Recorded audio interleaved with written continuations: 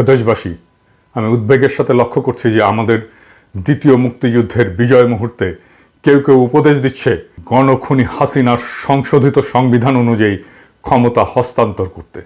আমি জানি না কেন তারা এই পরামর্শ দিচ্ছেন।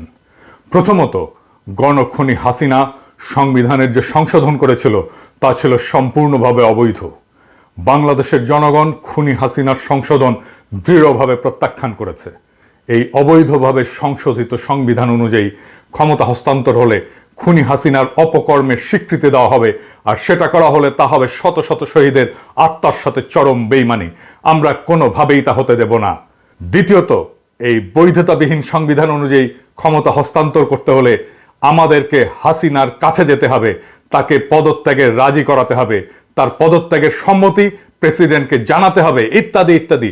যে শয়তান এদেশের শান্তিকালীন ইতিহাসে সবচেয়ে বেশি মানুষকে হত্যা করেছে, যার রক্তমাখা হাত থেকে রক্ষা পায়নি এমনকি মাসুম বাচ্চারাও, আমাদের কি সেই রাক্ষসের কাছে যেতে হবে তার পদত্যাগের সম্মতির জন্য? ক্ষমতা হস্তান্তরের জন্য এই দানবের, এই রাক্ষসীর কোন রকম সহায়তার একেবারেই প্রয়োজন নেই। এর জন্য কি করতে হবে তা আমাদের জানাই আছে। আমি নিজে এরশাদ বিরোধী আন্দোলনে অংশ নিয়েছিলাম। এরশাদের জায়গায় অস্থায়ী রাষ্ট্রপতি হিসেবে বিচারপতি শাহাবুদ্দিনকে সবাই মেনে নিলে তিনি শর্ত দিলেন তিনি রাষ্ট্রপতির দায়িত্ব শেষে তার আগের প্রধান বিচারপতির পদে ফেরত যেতে দিতে হবে। এটা ওই মুহূর্তে আইনসম্মত ছিল না বলে সকল পক্ষ তখন একমত হয় যে নির্বাচনের পর নতুন সংসদ তার পূর্ববর্তী পদে প্রত্যাবর্তন অনুমোদন করবে। শেষে সেটাই করা হয়েছিল। রাজপথে জনগণই ক্ষমতা, জনগণ যা বলবে সেটাই আইন। এবারও আমরা একইভাবে অন্তর্বর্তীকালীন সরকারকে আইনগত বৈধতা দিতে পারি পরের সংসদ দিয়ে।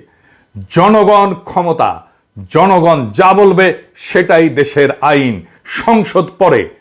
এর জন্য মানুষরূপী পিশাচি হাসিনার কাছে বা তার গৃহপালিত কুকুর প্রেসিডেন্ট পদ দখলকারী জাউরা চুপ্পুর কাছে যাওয়ার কোনো প্রশ্নই ওঠে না। এর চাইতে বড় প্রশ্ন হলো মুজিবের তৈরি এই সংবিধান যা ফ্যাসিবাদ কায়েম করেছে, যা খুনি হাসিনার অবৈধ সংশোধনের কারণে আর বৈধ নাই, সে সংবিধান এদেশের মানুষের, বিশেষ করে আমাদের যুব সমাজের আশা আকাঙ্ক্ষার প্রতিফলন করে না। দ্বিতীয় মুক্তিযুদ্ধে বিজয়ের পর সেই সংবিধান রাখার আর কোনো যুক্তি আছে? এখন সময় এসছে সেকেন্ড রিপাবলিক প্রতিষ্ঠা করার, যার আইনগত ভিত্তি হবে একটি নতুন সংবিধান। এটা করতে হলে খুনি হাসিনার পতনের পর একটি সাংবিধানিক পরিষদের নির্বাচন অনুষ্ঠান করতে হবে, যারা এই সংবিধান রচনা করবেন। সুতরাং খুনি হাসিনার সংশোধিত সংবিধান অনুযায়ী ক্ষমতা হস্তান্তর করার পরামর্শে কেউ বিভ্রান্ত হবেন না।